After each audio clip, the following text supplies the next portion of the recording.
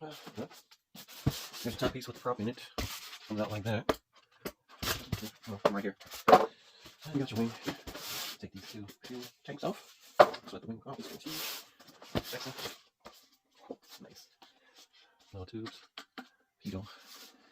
Or however it's really pronounced. Split flap so nice. They're split, but they're connected. So cool. Oh, look at that. Look at that. Look at that. They're all together. Nice. Very nice. The trunnion blocks for the turning retracts. Wires.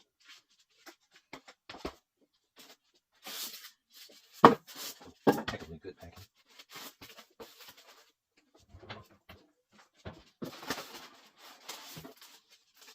Man, look at that. Nice.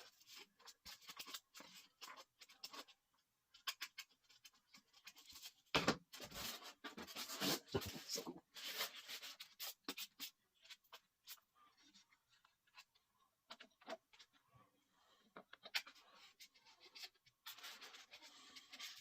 Got the little exhaust tubes. Very nice looking.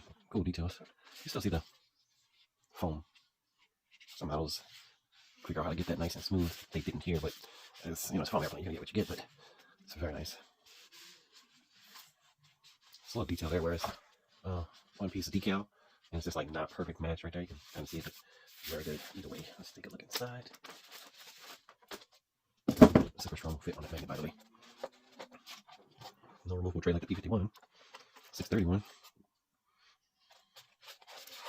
With a nice piece of antenna tube going straight to the back, coming out inside that hole. And I usually run it just like that in all my aircraft. It's weird, it's almost exactly like the way I do it. So, all right, that's enough first looks at this thing out the box. Forgot to even mention this, or I hadn't even pulled it out yet, but your prop screws to hold everything on. A blind plug. Yep. So I want to kind of cover this in good detail without wasting a lot of your time. Basically, you saw I just took everything out the box. It's sitting here on this table. I'm zoomed in on this because I want you to see this. This is how you set up a model. And a lot of people go through this. And when I was first starting, it frustrated me because they take you through this whole elongated setup that Spectrum has in the book here. And once you get to know this stuff, it's really super simple what you're looking at right here. But when I was beginning, and I know some of you who might watch this are, this is like Greek to you. And you're like so frustrated, like, oh my God, they make it so hard. They say bind and fly. This really is simple. Everybody out there gives you this manual setup, but they don't ever reference how to do it the easy way. So you can do it that way. Trust me. I hope nobody gets pissed off that I talked about it this way. It can be done that way, and that's a good way. It's the proper way, whatever they want to say. I don't care. But if you're just beginning, you just want to get in the air, you bought a bind and fly, and you want to fly it, you go to your mouse.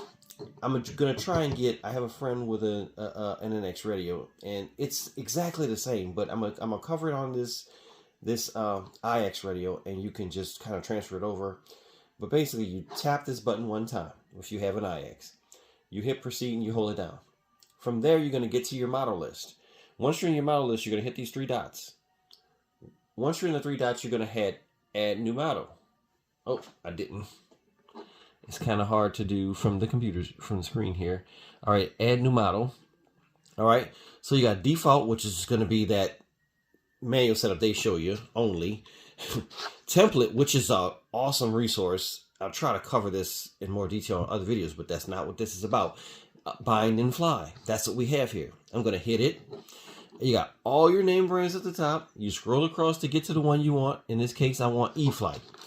I'm going to go down, and it's in alphabetical order if you look at it. So then I know what I have. I have a Corsair, but it's not in that top part. So, okay, here it is.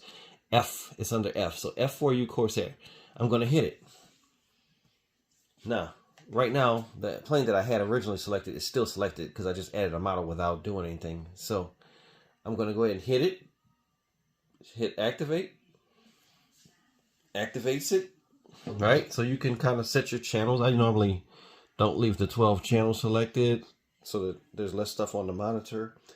to be looking at. You could do the my list. I found that not to be useful to me. Favorites perhaps. I don't really use that either. But after that, you're good. Now you can also hit this pencil,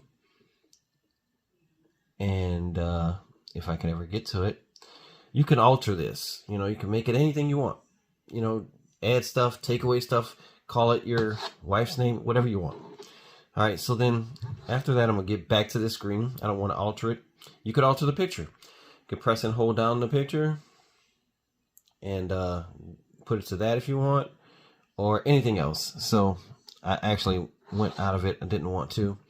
So now here it is. I put it with that stupid picture. You could put it as a Aero Scout picture, whatever you want. Basically, you can even go in there, hold this down, take picture, and you can go to the field and see if I can get the star or something without causing too much ruckus.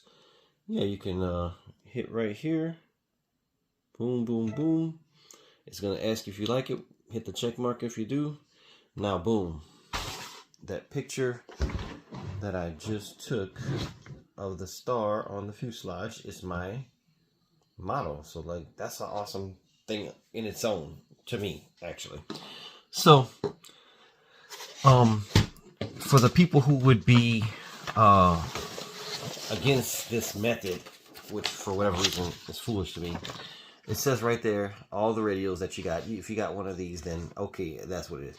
But in this case, flap, go to system setup, model airplane. Okay, that's basically all done for you. You don't have to do none of that. One aircraft, one flat one. So all of this is automatically done for you. All right. And just so it can prove to any naysayers that it's not, set servo setup reverse gear. All right. I'm gonna go to servo setup. Adjust servo setup. Look, gear is reversed. So this setup is completely done for you without any work. Right here it says flap system, switch D, 100, 0, speed 2. All right, let's go. They say, oh, if you can't set it, it's not going to be set up. Whatever they say. Look, switch D, 0, 1, 2 position, negative 100, 0. I hope that's not getting blurry. Yeah. Yep, my finger's making it blurry actually. So that the 0, everything is fully set up. And look, even speed. All right, get my hand out of there so it can focus. I hate that. There you go. Speed 2. So, for whatever reason people say that this is, or don't show you this, I think it's foolish, because if you're just beginning, I was so frustrated. I mean, hours of reading, trying to figure it out, and it's all Greek to you because you don't understand what they're talking about. The bind and fly is the way to go. Later on, you can do all the fancy stuff, you know, set up mixing and all kinds of crap, but for now, if you just want to do it this way, do it this way. All right, so the first real step in this is for a plug and play when you add your own receiver. This is the bind and fly. I'm not adding the receiver. So the next step is going to be the tail. All right, horizontal. I know you've seen other videos. I usually do this an excessive amount because it ends up putting a lot of stress on the servos, and it just seems like I've had issues with them not being strong enough almost because the stuff gets kind of bound up. So I'm going to do this for quite a bit and I'll come back. All right, so got this ready. The first step is to slide the horizontal tail into the slot at the rear of the fuselage. Ensure that the control horn is facing down. So this is the control horn. Okay, I'm holding it upside down right off the bat. So flip this up, down. Use a 2mm screw to attach. And then connect and attach clamps to the elevator control. I'm not going to do that. I'm waiting until I fire it up. But so that's how this procedure is going to look. All right, and kind of, if you can see that, it goes in and then kind of sits down in the hole.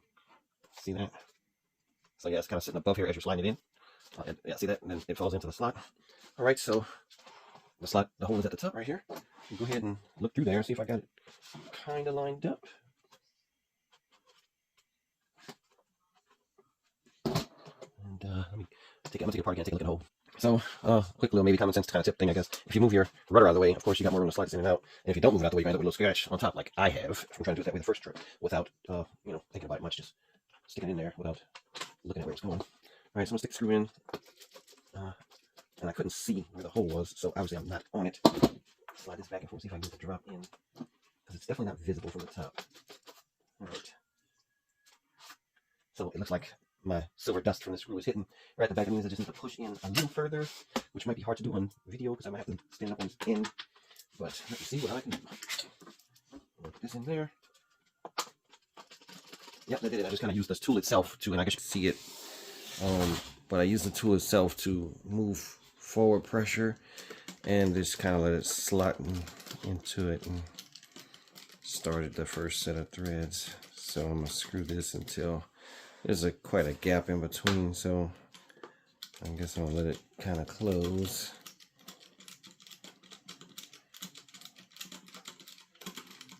And to be honest with you, if this was something you wanted to take apart every day when you leave the field, this wouldn't be the worst, you know, plane to be taken apart, because one screw back there, I don't think it would aggravate anybody.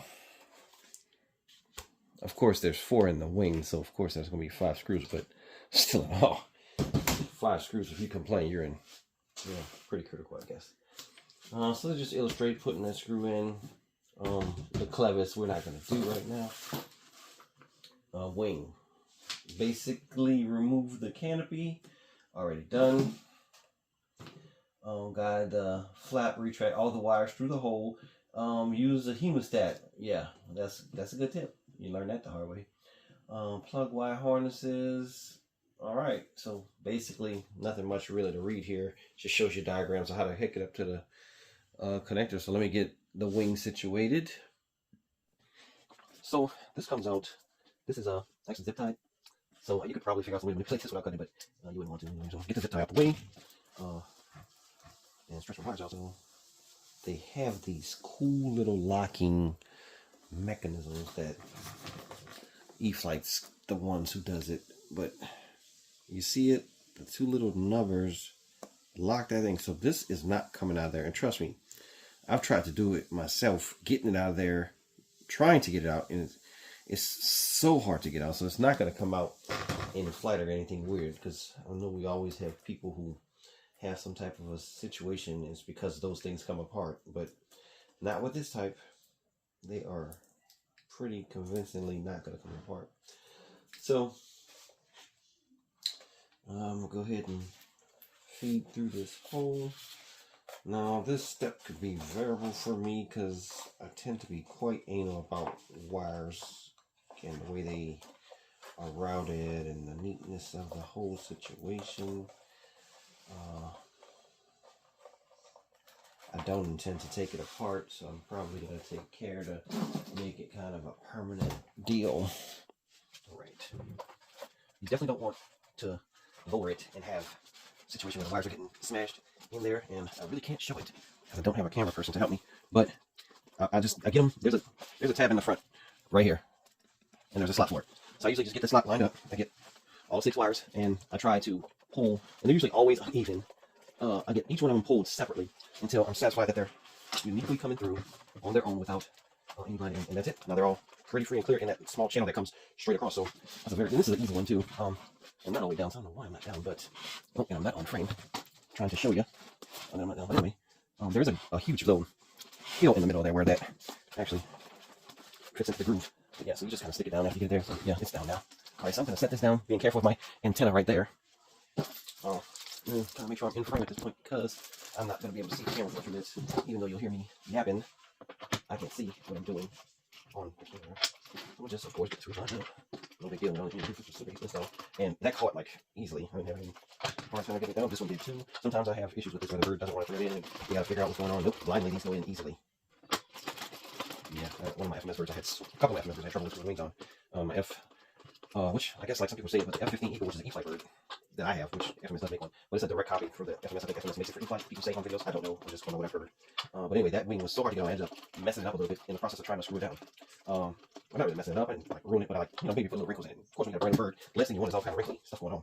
So another one was my Corsair, of course, my FMS Corsair. It was extremely hard to get in, and I ended up having to like separate the wing a few, a little bit until I could like stick the screw in there and use my tool to guide the screw back and forth until I could get it in the socket. It was quite a ordeal. Anyway, other topic that's not even necessary for the current project. So Just stick this on so we can look at the beauty. Wow, this thing's big. Alright. Plug your wires in. Put your prop on.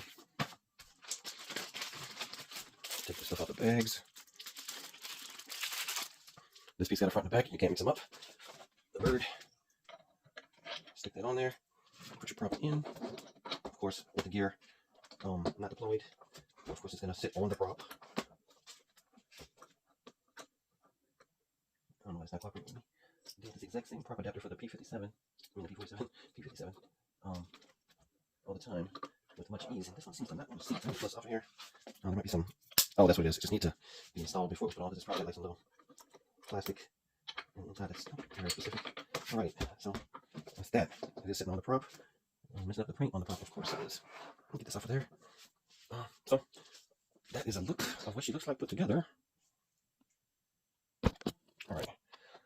So here, of course, there. Now, next step would be to get all the control arms connected because, well, not all of them, because the wings are already connected, so that'll be a freebie. I just got to connect up the tail. Of course, the rudder's already connected, so just the elevator.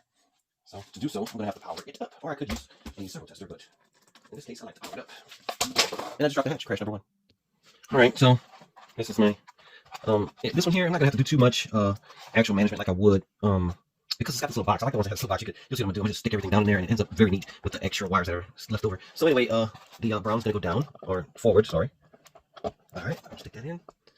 And really, to be honest with you, I don't know if anybody else has the same with me, but I don't like the 631. I like the fact that it has antenna, which gives you kind of almost fake sense of safety or something, because the 630 doesn't. The 630 is much bigger, but on the plastic part, but it has a built-in antenna. This one doesn't. I like the antenna, but I don't like the fact that this one shoots the wires up. The 630 shoots the wires out the back, and just think about that, because it transitions right into this hole instead of these wires folding over. So that's just, you know, me type thing, but no big deal.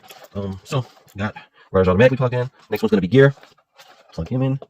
Number 5. Nice and tight. Flaps number 6. Everything is fully seated. So at this point, I'm going to start working some of this in.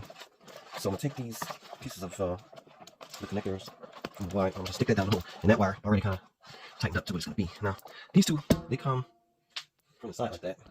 Alright, and I'm sick of this. Already, the left of the battery's tamed down enough where it's on the way. But just to keep them back, so I'm just take it out of the Velcro. Like such to get it out of the way. And so I can keep up back. So then I got all this extra photo wire, and I got these 2 for the servos. I'm just pull them as tight as they go. I might just zip tie that at the end. I'll flip the flags going on this way. Take the flap connectors, start sticking them in the hole. And of course, this hole is going to be messy. I could do like a hole. Sometimes I use wire loom on certain things. Alright, so I'm taking that full back. So these can all be, and you see, this is where it comes to be still messy because of the fact that this receiver lets the wires come out the top.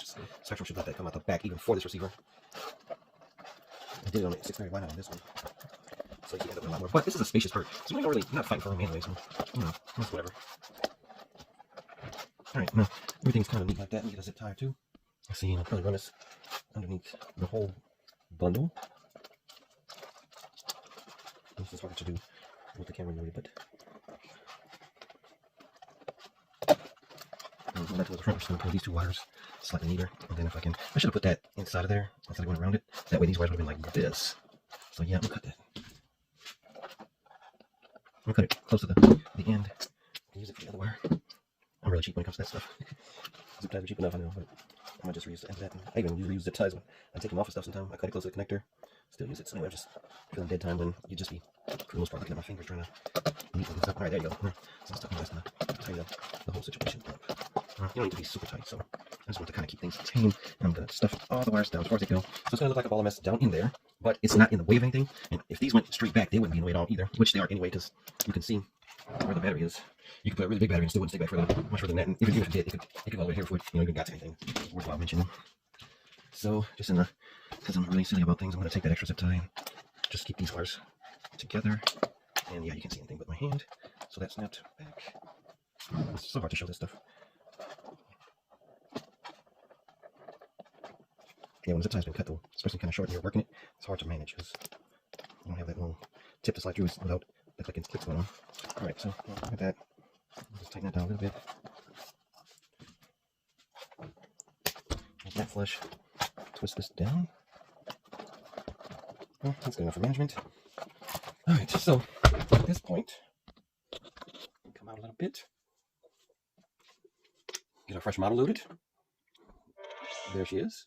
There he is, or it is. Alright, everything's zeroed out. I'm going to take the prop off. Not to say I'm one of these folks that, you know, they're so good. They're so good. I'm taking it off because it just was barely sitting there anyway. So very tight, so whatever. Alright, I am going to light it up. And I don't know what the directions say on binding this, so I'm gonna wing it. Let's do it. And then I'm gonna hit this. All right, it's in the blinking mode. I'm gonna go to my radio. I'm gonna hit bind. I'm gonna hold down. Binding. Bind complete. DSMX 22 milliseconds. Telemetry. So I saw that the surfaces only danced once. So I could refer back to my manual, but at this point I have 7,000 EFlite birds. I already know that that means that I need to rebind because it's only going to be without battery not charged for flying. Without without safe. So I'm gonna go ahead and push that. So this ends up being hard to do on your own. I'm gonna push the button with this finger so I can keep it from blocking you guys. Then I'm gonna push it together.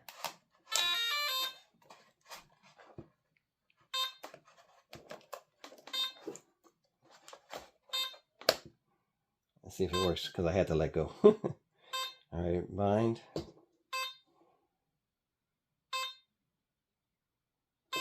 Oh, forgot to hold it down. Bind complete. DSMX 22 There we milliseconds. go. Telemetry.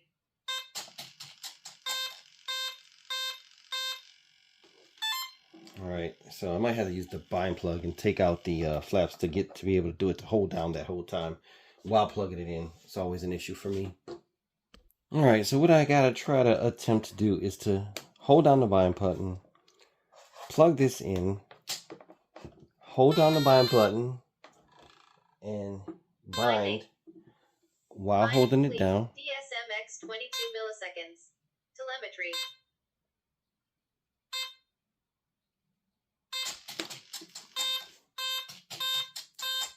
All right, there you go. I got the double dance. So raise this up a little bit higher. And reposition the beautiful bird. Battery not charged for flying. Of course, the not charged for flying warning. All right, that looks good. All right, of course, that's not gonna be good because I didn't connect it yet. So let's go ahead and power it up. Nothing. I like my throttle cut to be the other way. My whole outlook on this is when I take my radio out of my box, I want all my switches forward. And I did that at the point when this is connected. But anyway, out of the box, they would be down because, you know, everything's forward. This is my safe mode. Everything is as safe as it could be. Now, once you go to flipping switches, then it's not safe, right? Because everything is forward, so it's safe. Whereas the way they got it, the motor's on. I don't like that. So I'm going to go in, model adjust, throttle cut. I'm going to take this and do that. So now I'm going to get out of there. So now when it's forward, it's off. Everything forward, everything safe. Now when I'm ready to fly, I hit it up. Now that's just my outlook on it. Doesn't mean anything, just what I do.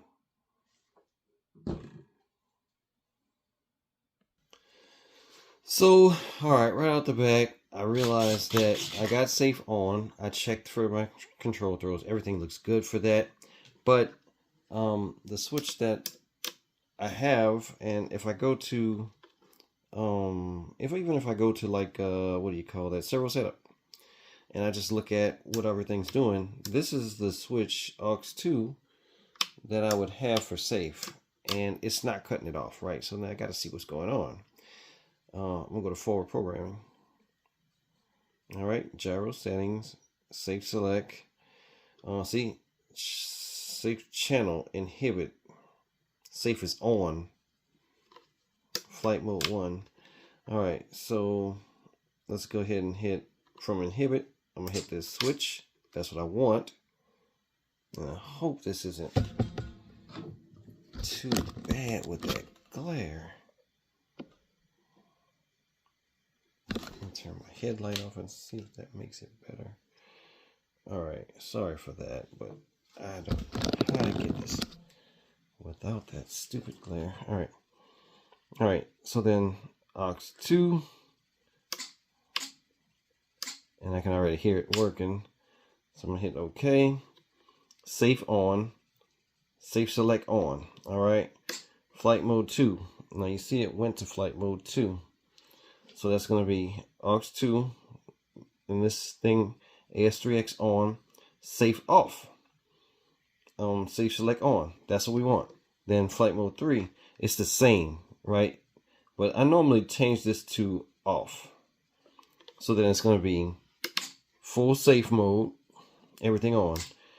This is just going to be AS3X only, right? Safe off, AS3X on. And then this will be off, off, and then safe select on.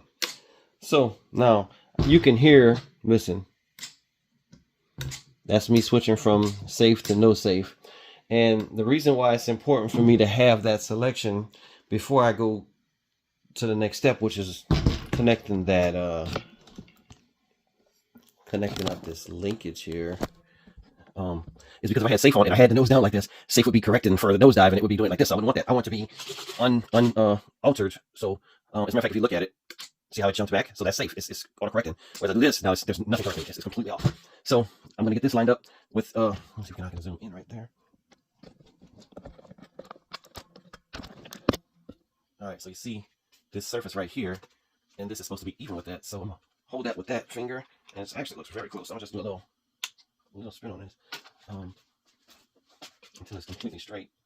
All right, then I'll just stick this through the hole, and I'm going to go to the max control because I can always put some dual rate on it and dumb it down if I needed to. So I don't know, people like to go to the recommended first and then go back out. As long as it gets in the air. I've never had one where it was an issue for me having it too much. If anything, I would be mad if I did not put it in the max and then have to change it later. So that's my spin on that. Take for what you may. All right, this is extremely hard to move in there, but I hate to not get it in there without because that little piece at the end, there's a little ball at the end that if you don't take special care, it'll break off and then you'll be replacing these before you can fly. And it's super hard to get in. All right, so I think I found the hole. Yeah, so that hole is showing that it's a little high, which means I would need to screw it a little bit. Yeah, so it's still a little elevator, right? So I'm going to go ahead and tighten it down one and put this to the outside, which might give me better airplay at getting it in the hole. Yeah, it went in. So now I could go stand to come out a little bit, to be honest with you. Now, the two sides aren't completely even either, and they're linked. They're linked by a wire. So if I could show you that, see, this side is slightly lower than that side. So I think I'm gonna call myself happy with that and try to bend it a little bit. All right, no, I think I'm happy with that. Oh yeah, he's moving on that control surface. So I'm gonna go ahead and lock him in. And like I said, you gotta be real careful with these things because they are so easy to break. It popped in, but it's not all the way in. Give me a minute to get this worked in. I don't want to make you sit here watching me fight this little thing for 10 minutes. So anyway, that is a complete long version of setting this thing up. But of course, that's just the way I do it. Everything besides one full turn on the elevator, everything was pretty much right on par. The wheel even looks like it's rolling straight, which I traditionally have a lot of trouble with. Let's take a look at the beautiful retracts. Man, it's so heavy though; it's hard to hold up. I have to take the hatch off so that I can handle it while videoing. Let's take a look at this beautifulness. That is nice. Oh yes. Wait, could you see that? Yeah, you can. Nice. Very big wheels. Should go on brass good. And one thing I was concerned with, because right now I drive a P47 a lot. I fly a P47 a lot, and the space between here and a P47 is massive. The EFlite P47, by the way, the Razorback. And I was worried this is going to be tighter because, like the Spitfire that I have, which is an old EFlite bird, the spacing is so tight on the Spitfire that it wants to topple over on the wings every time you land. This seems to be quite enough. Man, I can't wait to fly this. All right, I think I'm gonna end this video on that. If I think of anything else, I'll just add it to this video or whatever. But I think that's it. Awesome, though. I am going to, before I finish up, I'm going to unlock this receiver on Spectrum so that I can put this knob as my gain, which I would include on this. I don't know, but it's not really part of this build. It's just something that I do. I added a little extra tidbit. So, anywho, thank you for watching me.